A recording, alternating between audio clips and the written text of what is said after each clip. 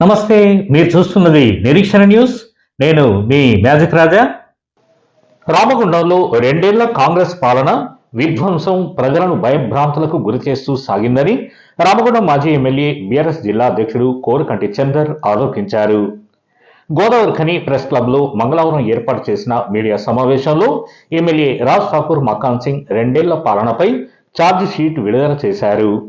అనంతరం ఆయన మాట్లాడుతూ రామగుండంలో గత రెండేళ్లుగా కూల్చివేతలతో చిరు వ్యాపారులు రోడ్డున పడ్డారని, వ్యాపార కేంద్రం లక్ష్మీనగర్లో తవ్వకాల కారణంగా రెండేళ్లుగా వ్యాపారం కుంటుపడిందని ఆరోపించారు. ఏ ప్రభుత్వమైనా గత ప్రభుత్వ హయాంలో ప్రారంభించిన పనులను పూర్తి చేసే బాధ్యతలను చేపట్టడం జరుగుతుందని, కానీ రామగుండంలో బీఆర్ఎస్ హయాంలో చేపట్టిన ఒక పని కూడా రామగుండం ఎమ్మెల్యే మకాన్ సింగ్ రాజ్ ఠాకూర్ పూర్తి చేయడం లేదని విమర్శించారు. అలాగే గత తమ ప్రభుత్వంలో మంజూరు చేసిన 100 కోట్ల టీఎఫ్ఐడిసి డిఎంఎఫ్టి అమృత్ నిధులను ఈ ప్రభుత్వంలో విడుదల చేయడం జరిగిందని, ఆ డబ్బులను ఎక్కడ ఖర్చు చేశారో కూడా తెలియని పరిస్థితి ఉందన్నారు. ఎమ్మెల్యే రాజ్ ఠాకూర్ ఉన్న డ్రైనేజీలనే తవ్వడం, ఉన్న సెంటర్ లైట్లను పోల్స్ను తీసివేయడం, కొత్త పోల్స్ను వేయడం తప్ప చేసిందేమీ లేదన్నారు. రెండేళ్ల కాంగ్రెస్ పాలన విధ్వంసం, కూల్చివేతలు, ప్రశ్నించే గొంతులను అణచివేయడం, కక్ష సాధింపులు, కేసులు బనాయించడం తప్ప ఏమీ లేదని ఆరోపించారు. అర్ధరాత్రి గుడులు కూల్చిన వారిపై ఇప్పటికీ చర్యలు తీసుకోలేదన్నారు. ప్రజలు గమనిస్తున్నారని, ఈ పాలనకు చరమగీతం పాడాలని పిలుపునిచ్చారు. ఇంకా ఈ మీడియా సమావేశంలో బీఆర్ఎస్ నాయకులు మూల విజయారెడ్డి, జనగామ కవిత సరోజిని, నూతన తిరుపతి, బుర్రి వెంకటేష్, కిరణ్జీ, సట్టు శ్రీనివాస్, గుర్రం పద్మగౌడ్ తదితరులు పాల్గొన్నారు. రెండేళ్లు పూర్తయిపోయింది. ఈ రెండేళ్లు పూర్తయిన సందర్భంగా వారు చేసినటువంటి కార్యాచరణ మీద బీఆర్ఎస్ పార్టీ ఒక ఛార్జ్ షీట్ విడుదల చేస్తూ ఉన్నది. ఇది ఈ యొక్క ఛార్జ్ షీట్ను ప్రజల మధ్యలో పెడతా ఉన్నాం.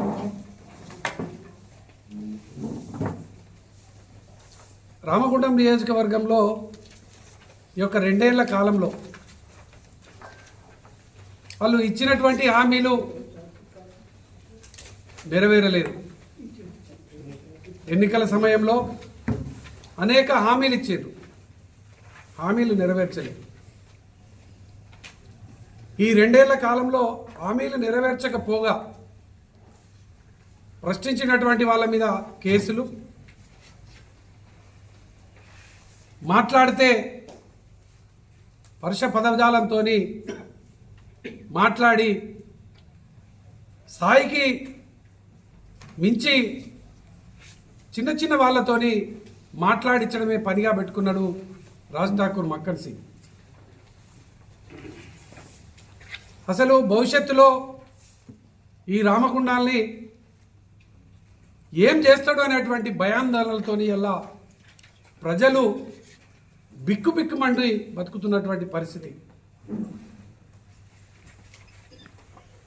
ఎన్నికల సమయంలో హామీలను నెరవేర్చకపోగా ప్రశ్నించినటువంటి వాళ్ళ మీద కేసులు పెడుతూ రెండేళ్ల కాలంలో కూడా అసలు మా పరిస్థితి ఏంది అని ప్రశ్నార్థకంగా ప్రజలు ఎలా చూస్తున్నారు. ఇలా మేము ఈ రెండేళ్ల కాలంలో జరిగినటువంటి పరిపాలన మీదనే మేము ఈ యొక్క ఛార్జ్ షీట్ను వేయడం జరుగుతూ ఉన్నది. గతంలో ఏ నాయకులైనా కూడా, ఏ ప్రభుత్వమైనా పనులు ప్రారంభం చేసిన తర్వాత అవి మధ్యలో ఉంటే వాటిని పూర్తి చేసేటువంటి ఆనవాయితీ ఉంటుంది. కానీ ఈ రామగుండంలో రెండేళ్ల కాలంలో బీఆర్ఎస్ ప్రభుత్వంలో సీఎం ప్లాన్ గ్రాంట్ నిధుల మీద ప్రారంభం చేసినటువంటి పార్కింగ్ కాంప్లెక్స్ను ఈ రెండేళ్లలో ఒక్కనాడు కూడా ఈ ఎమ్మెల్యే పోయి చూసింది లేదు. మరి దాన్ని ఎప్పుడు పూర్తి చేస్తారో కూడా చెప్పడం లేదు. ఇది ప్రభుత్వం నిధులే. మరి ఏ ప్రభుత్వం అయినా ఏ నాయకులైనా అప్పుడు సోమారం సత్యనారాయణ గారు ఆ పార్కింగ్ కాంప్లెక్స్ కోసం నిధులు కేటాయించారు, దాన్ని కొనసాగించినాం మేము ఎమ్మెల్యే అయిన తర్వాత ఇంటిగ్రేటెడ్ వెజ్ మార్కెట్ను ఎన్టీఆర్ నగర్లో ప్రారంభం చేసినాం. కొంత పనులు కూడా అయిపోయినాయి. 2 ఏళ్ల కాలంలో ఈ ఎమ్మెల్యే రాజ్ ఠాకూర్ మక్కర్ సింగ్ కనీసం ఒక్కసారి కూడా అడిగి పోయి చూసిన దాఖలాలు లేవు. తిలక్ నగర్లో నాన్ వెజ్ మార్కెట్, అది దాన్ని కూడా ఇప్పటి వరకు పూర్తి చేయలే. ఇక తను చేస్తున్నది ఏంటి అంటే, చెప్తున్నది ఏంటంటే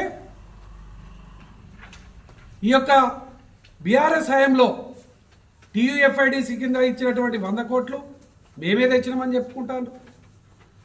250 కోట్లు అమృత్ ఫండ్ మేమే తెచ్చినామని చెప్పుకుంటారు. 54 కోట్లు డిఎంఎఫ్టి ఫండ్ మేమే తెచ్చినామని చెప్పుకుంటారు. సరే, తెచ్చినామని చెప్పుకోవచ్చు కాక, కానీ ఆ నిధులు అసలు ఎక్కడ ప్రజలకు ఉపయోగపడ్డాయి ఏంది అనేది ఎలా ప్రశ్నార్థకంగా మారింది.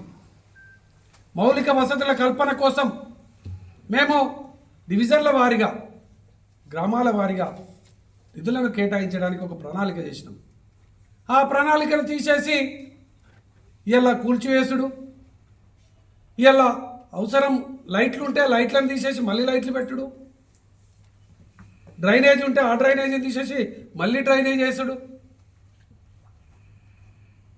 ఇట్లా అభివృద్ధి ఒక మోడల్ సిటీ అని చెప్పడమే తప్ప కానీ దాంట్లో ఏది కూడా ఇప్పటి వరకు మనకు భయపడుతున్నటువంటి పరిస్థితి. ఇలా ప్రజలు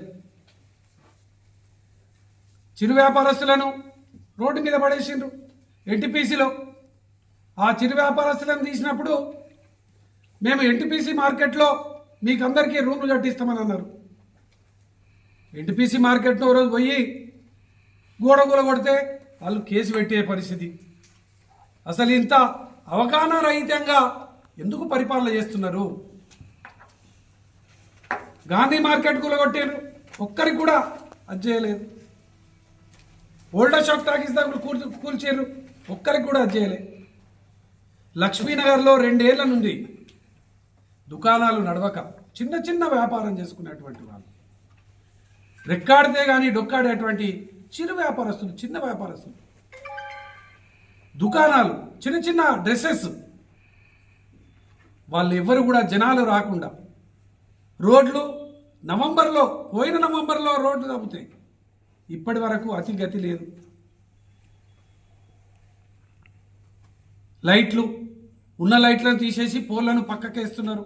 బస్టాండ్ దగ్గర ఏదైతే కట్టించినారో వాళ్లకు సొంతంగా వాళ్ళు కట్టుకున్నారు.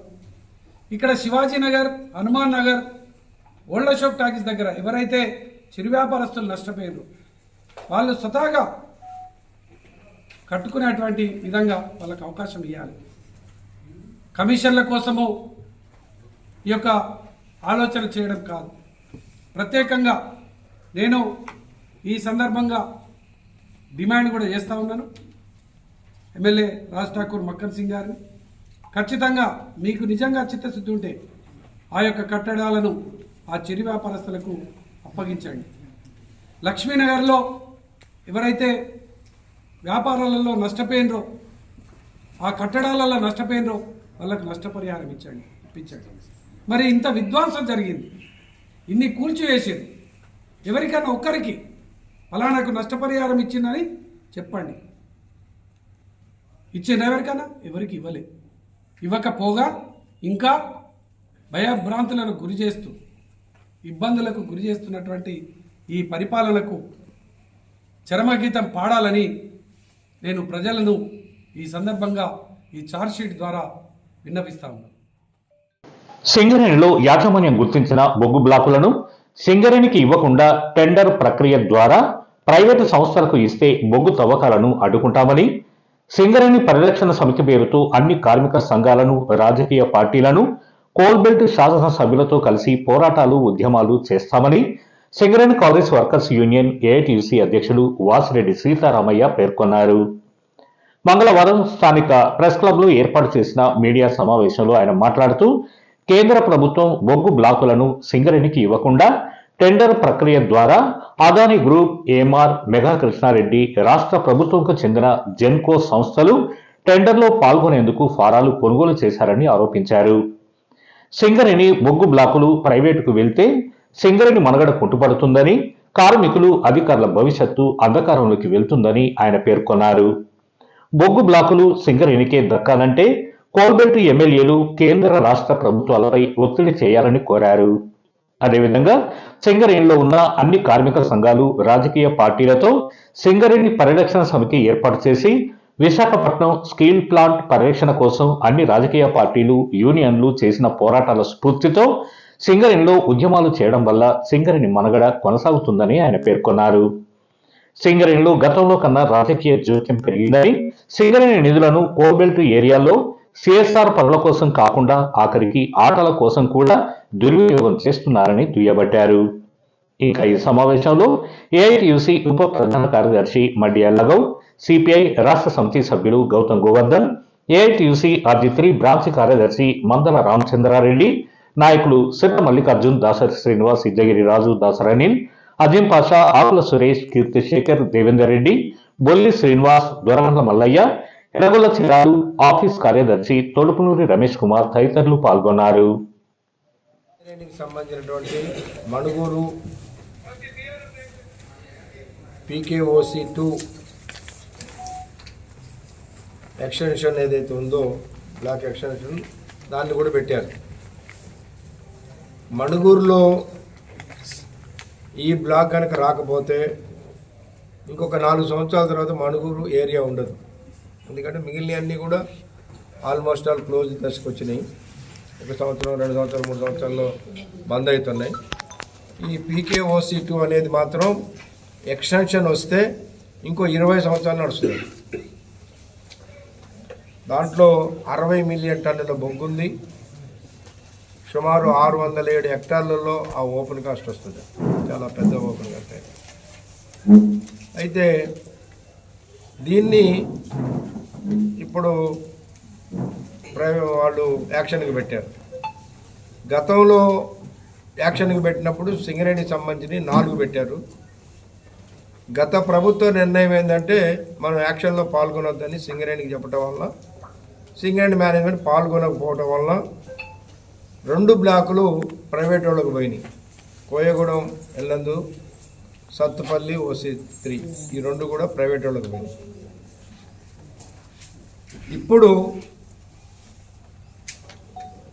పాల్గొనకపోతే కేంద్ర ప్రభుత్వం ఎట్లా మార్చదు, ఏది వాళ్ళ చట్టాన్ని మార్చదు, పార్లమెంట్లో యాక్ట్ అయింది కాబట్టి మనం పాల్గొనాలని అన్ని కార్మిక సంఘాలను కూడా చెప్పాము. ఈ రాష్ట్ర ప్రభుత్వం కూడా నిర్ణయం తీసుకుంది పాల్గొనాలని. కానీ ఈ బ్లాక్ ఇప్పుడు పాల్గొంటే కూడా మనకు వచ్చేటటువంటి పరిస్థితి కనపట్టలేదు. ఎందుకంటే అదానీ గ్రూప్ వాడు తీసుకున్నాడు, ఫారం కొన్నాడు. మెగా కృష్ణారెడ్డి ఫారం కొన్నాడు. అట్లనే ఏఎంఆర్ కంపెనీ వాడు తీసుకున్నాడు. దాంతోపాటు స్టేట్ గవర్నమెంట్ యొక్క జెన్కో కంపెనీ కూడా తీసుకున్నాడు. ఇప్పుడు దాదాపు 7 ఫారాలు కొన్నారు. సింగరేణితో సహా కలిపి 7 ఫారాలు వివిధ కంపెనీలు కొన్నాయి. ఎందుకు ఇంతమంది కాన్సన్ట్రేషన్ దీని మీద అంటే, ఇది సింగరేణిలోనే అత్యున్నతమ మంచి కోలు దొరికేటటువంటి బ్లాక్. అది బాగా లాభాలు వచ్చేటటువంటి బ్లాక్. అది ఇవాళ సింగరేణిలో అండర్గ్రౌండ్ మైన్స్ అన్నీ కూడా నష్టాల్లో నడుస్తున్నాయి. కొన్ని ఓపెన్ కాస్ట్లు కూడా నష్టాల్లోనే నడుస్తున్నాయి. అయినప్పటికీ లాభాలు వస్తున్నాయి అంటే కారణం కొన్ని, ముఖ్యంగా మణుగూరు, సత్తుపల్లి, అట్లనే మన OC3, మన అట్లనే OC1, ఇట్లాంటి కొన్ని, గోలేటి OC, ఇట్లాంటి ఒక 4-5 ఓపెన్ కాస్ట్లే లాభాల్లో ఉన్నాయి. ఇవాళ ఇది బాగా ప్రాఫిట్ వచ్చేటటువంటిది మంచి కోలు. ఎందుకంటే ఇప్పుడు క్వాలిటీ తక్కువ ఉంటే దానికి కొంటలేదు ఎవరు. అటువంటి పరిస్థితుల్లో మనకు కనుక మణుగూరు ఓసీ2 రాకపోతే మణుగూరు ఏరియా బంద్ కావడమే కాకుండా సింగరేణి మొత్తానికే, సింగరేణి మనుగడికే ప్రశ్నార్థకమైన పరిస్థితి ఉంటుంది. కాబట్టి వాళ్ళ గుర్తింపు సంఘంగా మా బాధ్యతగా మేము అన్ని కార్మిక సంఘాలకు కూడా విజ్ఞప్తి చేసి అందరిని కూడా కలుపుకొని సింగరేణి పరిరక్షణ కమిటీ అనేది ఒకటి ఏర్పాటు చేసుకొని అన్ని రాజకీయ పార్టీల మద్దతు తీసుకొని సింగరేణిని కాపాడుకోవడానికి ఉద్యమం చేయాల్సిన అవసరం ఉంది. కార్మిక సంఘాలే కాకుండా అధికారులు కూడా కలిసి రావాలని కోరుతున్నాం. ఎందుకంటే ఈ సింగరేణి మనుగడ ప్రశ్నార్థకమైనప్పుడు అధికారులకు కూడా ఇదే పరిస్థితి. ముఖ్యంగా యువ కార్మికులు ఇంకో 30-40 సంవత్సరాలు సింగరేణిలో పనిచేయాలని వచ్చినటువంటి కార్మికులు వివిధ ఉద్యోగాలు కూడా వదిలిపెట్టి సింగరేణి ఉద్యోగాన్ని నమ్ముకొని వచ్చారు. అట్లనే అధికారులుగా యువకులుగా వచ్చినటువంటి వాళ్ళు కూడా వాళ్ళ బయట అవకాశాలు ఉన్నా ఇవాళ సింగరేణికి వచ్చారు. వాళ్ళకు కూడా ఇవాళ మనుగడ ఉంది. కాబట్టి అధికారుల సంఘం కూడా కలిసి రావాలని చెప్పేసి మేము కోరుతా ఉన్నాం. అట్లనే ఇవాళ మనకి చూస్తే విశాఖపట్నంలో ప్రైవేట్ వాళ్ళకి అమ్మడానికి అప్పుడు కేంద్ర ప్రభుత్వం నిర్ణయం చేస్తే ఆంధ్ర ప్రాంతంలో ఉన్నటువంటి అన్ని రాజకీయ పార్టీలు అక్కడ విశాఖ స్టీల్ ఫ్యాక్టరీలో ఉన్నటువంటి కార్మిక సంఘాలు పరిరక్షణ సమితిగా ఏర్పడాయి అన్ని రాజకీయ పార్టీల మద్దతు తీసుకొని ఉద్యమం చేశారు. ఎవరైతే ప్రైవేట్ పరం చేయాలని నిర్ణయం చేసినటువంటి బీజేపీ కూడా, ఎవరైతే ప్రైవేట్ దానికి మద్దతు ఇవ్వాలని సిద్ధాంతం ఉన్నటువంటి జగన్ కానీ చంద్రబాబు నాయుడు కానీ వాళ్ళు కూడా చివరికి అక్కడ ఉన్న కార్మికులకు మద్దతు ఇవ్వాల్సి వచ్చింది. ఎందుకంటే మన తెలంగాణ ఉద్యమం ఎట్లయితే అందరూ ఏ రాజకీయ పార్టీలో ఉండని ఏ కుల సంఘాలు కానీ అందరం కూడా తెలంగాణ కావాలని ఎట్లయితే కొట్లాడి కలిసి చేసామో ఆంధ్ర ప్రాంతంలో కూడా ఇవాళ విశాఖ ఫ్యాక్టరీని కాపాడుకోవాలని అన్ని రాజకీయ పార్టీలు ఏకమైనవి. కాబట్టే ఇవాళ విశాఖ స్టీల్ ఫ్యాక్టరీ చివరి అంచుకు పోయి ప్రాణం అంటాం కదా, ఏదో చివరి దాకా పోయి వచ్చి తిరిగి అట్లనే అది కూడా ప్రైవేట్ వాడికి టెండర్ అయ్యి మళ్ళీ ఆగిపోయిన పరిస్థితికి వచ్చింది. అంటే కేవలం ఆంధ్ర ప్రాంత ప్రజల మద్దతుతోటి కేవలం మనమన్న 40,000 మంది కార్మికులు ఉన్నాం కానీ విశాఖ స్టీల్ ఫ్యాక్టరీలో మొత్తం కలిపితే 10,000 మంది కార్మికులు కంటే ఎక్కువ లేదు. మరి 10,000 మంది కార్మికుల కొరకే విశాఖ పరిరక్షించుకోవాలని అక్కడ ఉన్న ప్రజలు కార్మిక సంఘాలందరూ కలిసి ఇచ్చేస్తే ఇంత పెద్ద ఇండస్ట్రీ తెలంగాణ ఉద్యమంలో ప్రధాన పాత్ర వహించినటువంటి సింగరేణి కార్మికులు మరి ఇవాళ ఈ సింగరేణిని కాపాడుకోవడానికి ఐక్యం కావాలి, అన్ని రాజకీయ పార్టీల మద్దతు కూడా తీసుకోవాలి. ముఖ్యంగా కాంగ్రెస్ పార్టీ గతంలో అది కేంద్ర ప్రభుత్వం కానీ టెండర్లు పిలవడానికి ఇచ్చేసినప్పుడు కానీ లేదా పార్టిసిపేట్ చేయకుండా ప్రైవేట్ వాళ్ళకి పోయినప్పుడు కానీ కార్మిక సంఘాలు అందరం కలిసి ఆనాడు మేము ఉద్యమం చేస్తే కాంగ్రెస్ పార్టీ కూడా మద్దతు ఇచ్చింది. టీఆర్ఎస్ పార్టీ కూడా ఆనాడు అధికారంలో ఉన్న మద్దతు అని చెప్పారు. మరి ఇవాళ అదే కాంగ్రెస్ పార్టీ జెన్కో కంపెనీ ద్వారా టెండర్ కొనటం అంటే ఇది దుర్మార్గం. ఎందుకంటే మీరు ఒక పక్కన సింగరేణికి రావాల్సినటువంటి 45,000 కోట్ల రూపాయలని ఇవ్వకుండా నష్టపరుస్తున్నారు ఒక పక్కన. రెండో పక్కన జెన్కోకి తీసుకొని సింగరేణికి రాకుండా చేయడానికి మీరు జెన్కోకి తీసుకుంటున్నారు. పోనీ జెన్కో కంపెనీ ఏమన్నా మైనింగ్ నడిపిస్తుందా? వాళ్ళకేమన్నా మైనింగ్ అధికారులు కానీ మైనింగ్ సూపర్వైజర్లు కానీ కార్మికులు ఉన్నారా? జెన్కో వాడు తీసుకొని ఏం చేస్తాడు? మనం పక్కనే చూస్తున్నాం, తాడిచెర్ల 1 తీసుకున్నాడు, ఏఎంఆర్ కంపెనీ వాడికి ఇచ్చేసాడు. అంటే డైరెక్ట్గా ప్రైవేట్ వాడికి ఇవ్వకుండా ఇండైరెక్ట్గా ప్రైవేట్ వాడికి ఇవ్వడానికి ఇది ఒక జెన్కో అనేది ఒక అడ్డం పెట్టుకున్నారు. అదే సింగరేణికి వస్తే సరే ఓపెన్ కాస్ట్లో మట్టి తీసే పని కాంట్రాక్ట్ కార్మికులు చేసినా మిగిలిన పనులు అయితే సింగరేణి కార్మికులకు ఉంటాయి. సింగరేణి కార్మికులకి ఉద్యోగాలు ఉండటానికి కానీ సింగరేణికి లాభాలు రావడం ద్వారా ఆ కంపెనీ ద్వారా ఆ మైన్ ద్వారా లాభాలు రావడం ద్వారా సింగరేణి మనుగడకి కాపాడబడుతుంది. కానీ ఇవాళ దాన్ని కనుక ప్రైవేటుకి పోతే మాత్రం మణుగూరు ఏరియా ఉండదు, సింగరేణి లాభాలు కూడా పోయి దీని మనుగడ కూడా ప్రశ్నార్థకం అవుతుంది. కాబట్టి ముఖ్యంగా కాంగ్రెస్ పార్టీ కూడా ఇవాళ ఆలోచన చేసి ఆ జన్కోది రద్దు చేసుకోవాలి. మిగిలినటువంటి ఎవరైతే టెండర్ ఫారాలు ఉన్నారో మెగా కృష్ణారెడ్డి కావచ్చు, అదాని గ్రూప్ కావచ్చు, ఎవడైనా కానీ ఎట్టి పరిస్థితుల్లో మీకు రేపు టెండర్ వచ్చినా మేము మిమ్మల్ని ఇక్కడ అడుగు పెట్టనీయం అనేది అందరం కలిసి కొట్లాడాల్సిన అవసరం ఉంది. దీనికి అందరూ మద్దతు ఇవ్వాల్సిన అవసరం. అట్లనే గుర్తింపు కార్మిక సంఘం కార్మికుల సమస్యలను పరిష్కరించడంలో విఫలమైందని, ప్రాతినిధ్య సంఘంగా కార్మికుల సమస్యలను పరిష్కరించడం కోసం తాము కృషి చేస్తున్నామని INTUC senior central vice president Narasimha Reddy తెలిపారు. గోదావరి ఖని ప్రెస్ క్లబ్లో మంగళవారం ఏర్పాటు చేసిన మీడియా సమావేశంలో ఆయన మాట్లాడుతూ, సింగరేణి యాజమాన్యం అధికారుల అనాలోచిత నిర్ణయాల కారణంగా సంస్థ కార్మికులు ఇబ్బందులు పడుతున్నారని ఆరోపించారు. కార్మికుల సమస్యలను పట్టించుకోవాల్సిన గుర్తింపు సంఘం గాలి కొదిలేసిందని విమర్శించారు. గత ప్రభుత్వం టెండర్లో 9 బ్లాకును దక్కించుకుని తట్టెడు మట్టి కూడా తీయలేదని, రేవంత్ రెడ్డి ప్రభుత్వం వచ్చిన తర్వాత ఉత్పత్తి ప్రారంభించి అక్కడ పవర్ ప్లాంట్ నిర్మాణానికి పూనుకుందని తెలిపారు.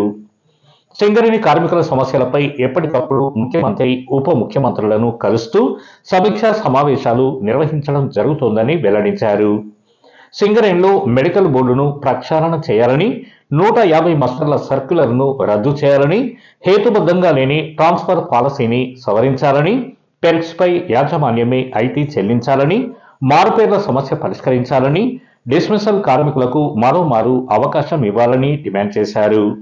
అలాగే మణుగూరు ఓసీ ఎక్స్టెన్షన్ టెండర్ను సింగరేణికే వచ్చేలా సింగరేణి పరిరక్షణ సమితి పేరుతో అన్ని కార్మిక సంఘాలను కలుపుకొని పోరాటాలు చేయనున్నామని వెల్లడించారు.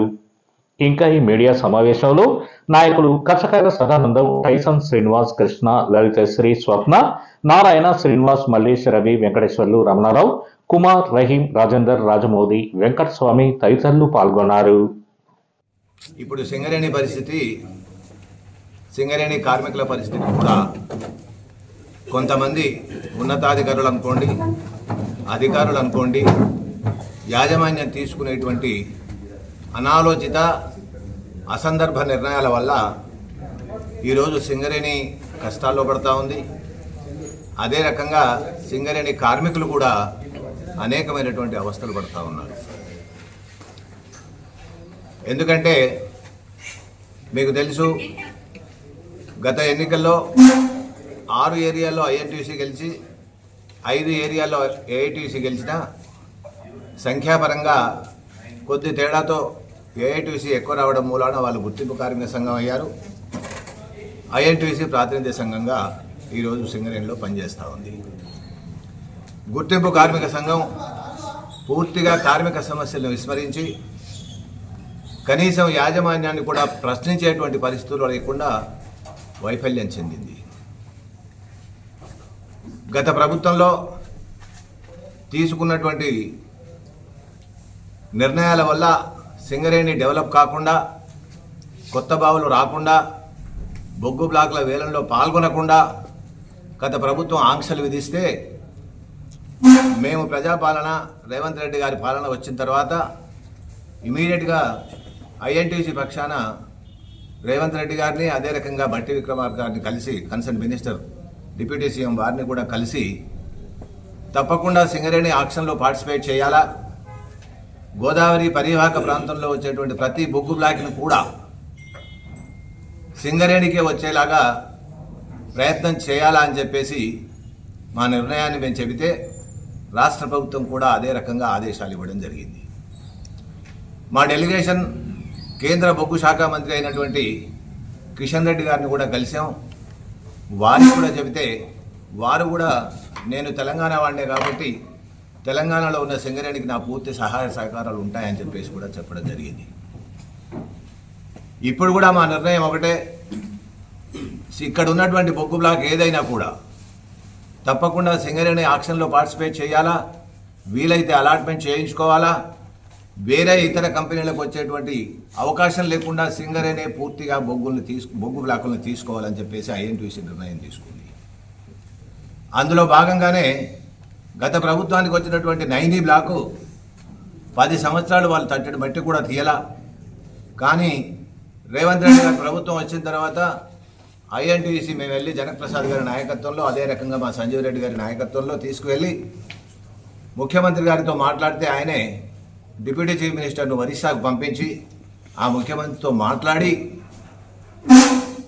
ఆ బ్లాక్ని ఇమ్మీడియట్గా స్టార్ట్ చేయించి ఈరోజు ప్రొడక్షన్ స్టార్ట్ కావడమే కాదు, దానికి అనుబంధంగా థర్మల్ పవర్ స్టేషన్ కూడా ఏర్పాటు చేయడం జరుగుతూ ఉంది.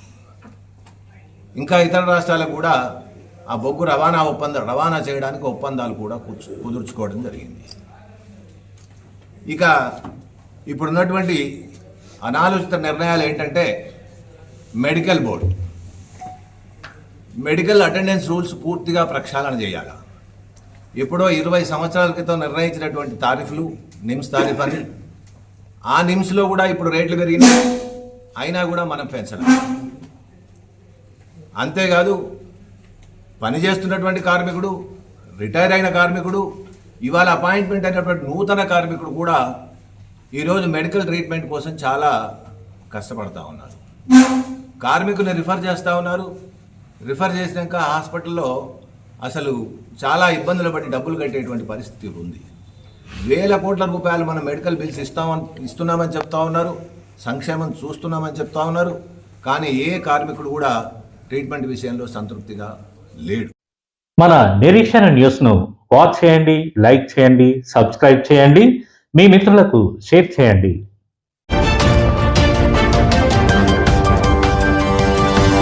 Revolution.